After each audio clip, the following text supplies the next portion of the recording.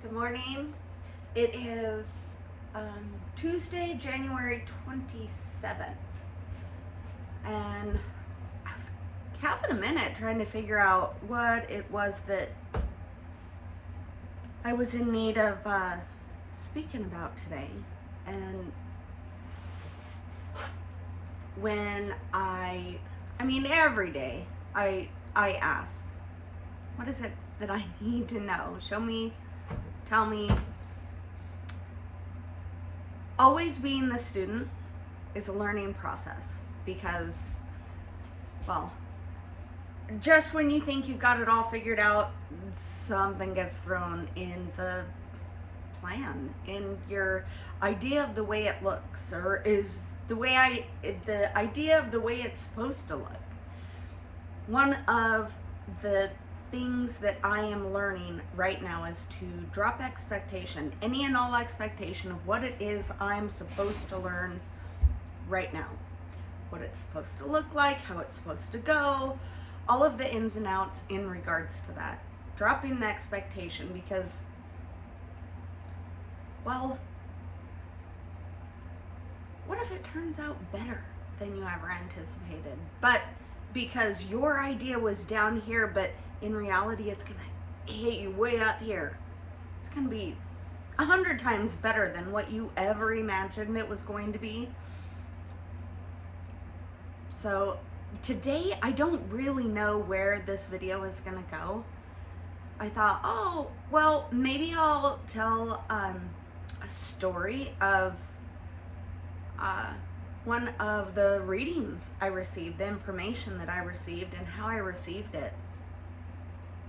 When I was little, my mom was a horse trainer, and she had numerous people helping her, but one of her main helpers was Bird. And it wasn't too many years ago that he passed away. And of course, you know from the previous video that my mom had passed away like 20 some years ago. So it was a long time since I had heard from Bird. I spent one New Year's Eve with him long time ago. Long time ago. I think it was the first New Year's Eve that I didn't have my son. And it might have been the first New Year's Eve that I didn't have my mom too. So, that being said, I had sat down and got in my kind of frame of mind to receive the information that it is that I needed to receive. And he came through. And it was really, really interesting because I had pages and pages of notes.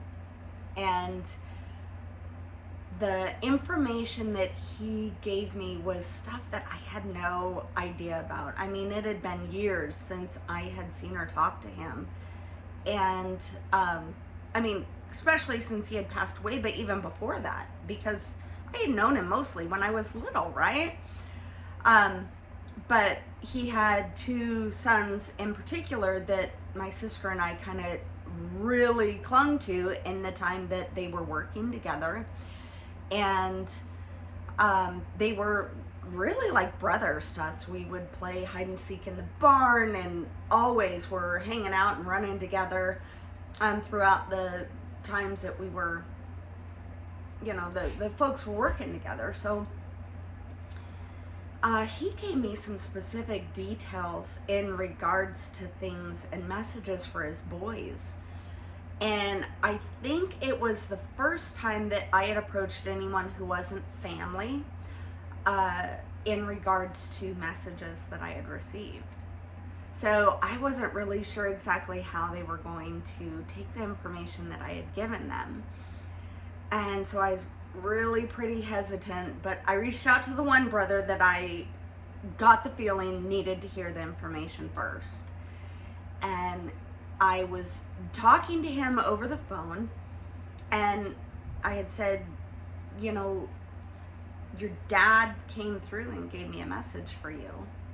And he was kind of shocked, and I don't really know what you mean. I believe what you're saying, but I don't really know what you mean. So I told him, first of all, he's really proud of you. He showed me where in your life that he's really proud of you. But he also told me that you have a massive leak under your sink and you need to get that taken care of. Bird was a jack of all trades, really. He would do construction work and, I mean, amazing carpentry work. He was wonderful with horses. All around really fun, good guy. And so in the process of talking to one of his sons, I mean, he showed me the massive leak under the sink and how to get it changed and what to do and where to, get the stuff. He also showed me part of his outside garden, I believe. I've got all the notes, at home, and I'm kind of winging it here, but it was at a time, it was actually near the anniversary of not only his birthday, but near the anniversary of him crossing over. So the boys were really, really missing their dad. I can completely understand that. But, I told him, and he was really shocked, and he choked up, and he's like, how did you even know that? Because we don't even live in the same state. I'd never been to his home. I said, all I can tell you is that he showed me. He showed me what it is wrong, what needs to be fixed, and that you need to get on top of it. And so he, shared with me a bunch of different things. And anyway, it turned out to be a really great conversation. And I asked him at the end of the conversation how he thought his brother would handle or receive the information. He said, well, I don't really know.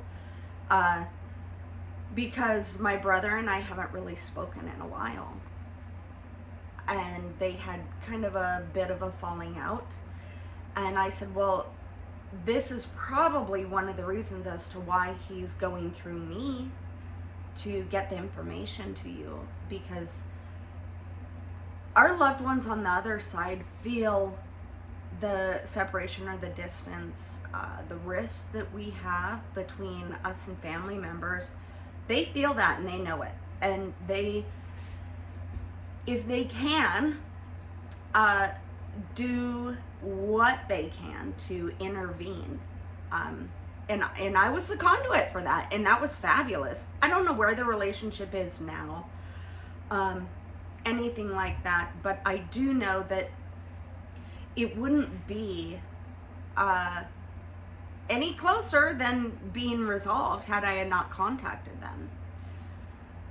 On the flip side, when I contacted the other brother, again, there were specific messages for both, but kind of along the same lines. Now, the other brother had cared for Bird in the process of his transition, and there was a lot of animosity in regards to family members and different things like that. Not only that Bird showed me, but also that the boys had relayed to me. When I say boys, we're talking men that are my age, but I'll refer to them as boys. But in any instance, they had relayed information regarding his passing, and there was some trouble there, and animosity among the family, other members that stepped in, things like that. But for the other son, I had called him, and he was on his way to a fishing trip out of his state that he goes on every year in remembrance of his dad, because again, it was close to the dad's anniversary of his transition and his birthday and things like that. And I don't fully know the effect of what it was, the messages that I had to be given to him. He ended up having to call me back because he was going through Crummy service area, but he called me back, and I had given him the message. Along with that, he told me little bits of stories along the way, and I said, well, let me first get the message out that I have for you. And I told him, you know, your dad is really proud of the way you have your dad, and he is really proud of you being who you are. Like, he's, you know, the way he showed me and his pride, the way his son is a dad to his son and, you know, daughter, and it was just wonderful. It was an absolutely wonderful conversation that we had. And he said, you know, I'm really, really glad that you told me. I've been really struggling. There's a lot of things that I want to do. And I said, well, you know, along all of this information, your dad's showing me a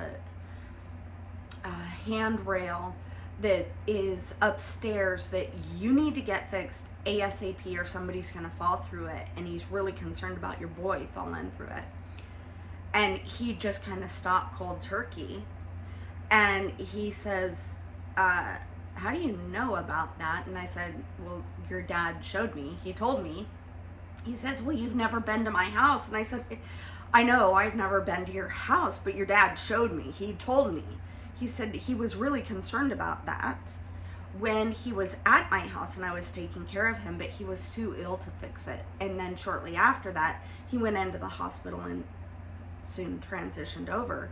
And I said, well, he's highlighting it for me, and it's enough of a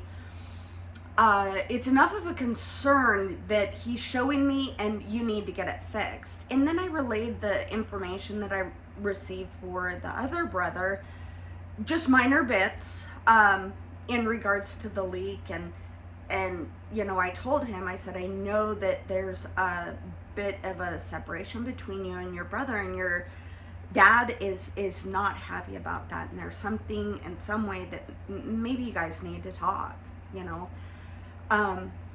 So when I spoke to him, and they were both really receptive to the message, and it really warmed my heart that they were, because they're in two separate parts of life entirely, and it brought them together in a way that they were able to hopefully reconnect, settle some dust that's been up between them, and move forward on in their lives. I cannot say enough how much messages like this can, you know, help people who are stuck in the grieving process. And it, like I said before, it's something that you just kind of get used to, and you make friends with, and you sit with, because you're never going to get rid of that. You're never going to have your person right next to you again. You're not going to be able to laugh with them, but you can feel them. And what I did tell the boys is that go for walks, have the conversations, talk to your dad. He's right there with you. If you get quiet when you talk, you'll hear what he has to say, and he'll give you advice. He'll help you along the way. Our loved ones, our guardian angels, they all do the same thing. They're right here with us all the time. But they can't interfere unless we ask. Ask for help. Always ask for help. I mean, I asked for help in setting up this video and what it is that is needed to be told. And it's not a boostness or shine the light on me, I'm so great. It's simply to let you know that you can do this. Everybody can. I am not, I was gonna say I'm not special, but they are shining the light and saying every one of us is special. Every one of us has the gift to do this. And I can tell you, when you hone in on this gift, or any of the gifts that you may have, because they'll all be coming online, they will increase. If what you focus on grows, focus on the gifts and the talents that you have. Follow your heart. If you're led to do something that's out of your comfort zone, this is out of mine. This is way out of mine. And I don't know where it's going. I don't know where it's taking me, but remember, I'm here to drop the expectation of what it is everything is supposed to look like. This is so far out of my comfort zone and really in a vulnerable spot, but I'm following my heart. You know, granted, my husband was like, hey, you should do this. And I kind of sat on it for a minute because I wasn't really sure. And then why not? Why not? What's the worst that could happen, right? Put it on your bingo card. Get those things checked off. Yeah. Do the thing that jumps you out of your comfort zone. And you can't be afraid of what somebody's going to say. You know? You put stuff out there. You never know where it's going to go or how it's going to turn out. But I will tell you, what if it goes hog wild and everyone is just like, whoa, that's amazing. It's just a different tweak, a different perspective, something that you do different that nobody else does. When you put yourself out there in a just a real state, people long to see authenticity in the world because there's so much AI and people pretending to be one thing or another. Don't pretend, just be you. Go for it. Follow your heart and ask for help along the way because our guides, our guardian angels, everything, it's all right there waiting and ready to help. All you have to do is reach out. Yeah, you have to be the one that reaches out first because they can't intervene. And in some cases, they do. You know, there's been plenty of instances where it's, in a sense, like pause time for me and you hear it. Okay, I hear you. I totally understand. Pause, reflect, proceed. That's a story for another time. But it happens, and you can easily take that and get comfortable being yourself. Everyone else is taken, so be comfortable being yourself and put yourself out there. Remember, everyone's too busy being overly concerned with themselves or who's watching them, that they're not paying attention to you, so have fun. Do your thing. Find out what your gifts are, and if that takes a couple days of just quiet time and just getting away from everything and figuring out, making the list, what sets my heart on fire? Is it taking pictures? Is it going for a walk? Is it leading hikes? Should I start a hiking group? Put yourself out there. You never know where it's going to lead. Somewhere, someone needed to hear that. And it's okay. It's okay to be yourself. We're here to only be us. So, congratulations on taking that step. I'll be the first one to tell you. It's scary, but it's also fun. It's going to be a fabulous day. We have another day of sunshine. Speaking of, yesterday I received a message. I was sewing, and in all of my videos it seems I'm chasing the sun. That's what I do, right? But I heard solo es mañana. I don't know Spanish. I took French in high school, and that was, I don't know Spanish, so I had to look it up, and it means the sun will be here tomorrow. Do I have a guide that's Spanish? Interesting. I'll have to keep listening to that. Thank God for Google, because I don't know Spanish. So that was really interesting. Pay attention to what you get. When you quiet your mind, you never know what you're going to receive. But remember, your head, your brain, is a big receiver. It's like a satellite dish. And when you put the message out there, be quiet and listen. You never know what you're going to get back. It's going to be a great day. And if no one's told you today, remember that you're awesome, you're amazing, you're fabulous, and I love you.